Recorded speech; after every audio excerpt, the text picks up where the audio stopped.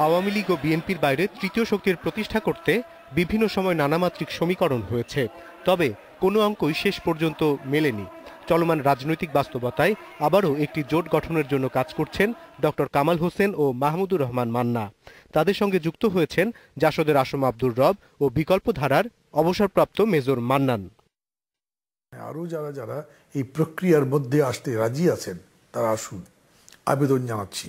সরকারি দল বা বিরোধী দলের মধ্যেও যারা আছেন মনে করেন যে আরও ইতিবাচক জায়গা থেকে করবার জন্য এখানে আমরা কাজ করতে পারি, তাদের জন্য আমি মনে করি দরজা খোলা থাকবে। আমরা সংঘাত চাই না, সংঘর্ষ চাই না, শান্তি চাই, স্থিতিশীলতা চাই। অস্বাভাবিক অবস্থা যেটা বিরাজ করছে এখান থেকে আমরা মুক্ত হতে চাই। চলমান রাজনৈতিক সংকট নিরসনে জাতীয় সংলাপের বিকল্প নেই বলে মনে করে এই জোটের নেতারা।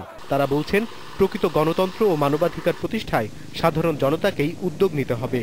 নাগরিক ঐক্য প্রক্রিয়ার ব্যানারে বৃহস্পতিবার প্রেসক্লাব থেকে গণমিছিলের কর্মসূচির কথা জানান উদ্যোক্তারা।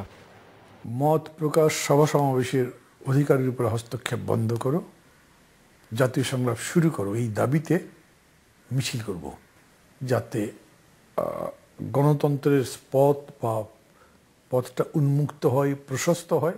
এই দেশ আমাদের সকলেরই, চলেন আমরা দাঁড়াই যে আমরা এটা মেনে নেব না যে পুলিশ বাহিনী কোনো দলের হবে, প্রশাসন কোনো দলের হবে না।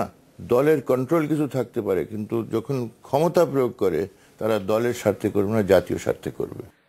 আনুষ্ঠানিকভাবে আত্মপ্রকাশ করার আগে জনগণকে নিজেদের কর্মসূচি ও উদ্যোগের সাথে সম্পৃক্ত করতে চান জোটের নেতারা। ফেব্রুয়ারির মধ্যে 4টি বিভাগীয় শহরের সমাবেশ ও ঢাকায় একটি জাতীয় কনভেনশন করার কথা জানিয়েছেন তারা। কেন অনিমেষ কর, ইন্ডিপেন্ডেন্ট নিউজ, ঢাকা।